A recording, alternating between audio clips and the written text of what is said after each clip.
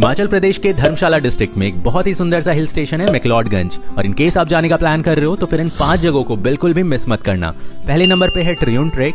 ये एक 9 किलोमीटर का मॉडरेट लेवल का ट्रैक है। विंटर में ये ट्रैक करने का एक डिफरेंट एक्सपीरियंस होता है और जब आप अपने कंफर्ट जोन को पीछे छोड़कर टॉप पे पहुंचते हो तब आपको लाइफ के बेस्ट एक्सपीरियंसेस फील करने को मिलते हैं। दूसरे नंबर पे है भागसूनाग वाटरफॉल, जो यहाँ का एक फेमस टूरिस्ट अट्रैक्शन है और वाटरफॉल तक पहुंचने के लिए 1 किलोमीटर की खूबसूरत सी वॉकिंग ट्रेल है।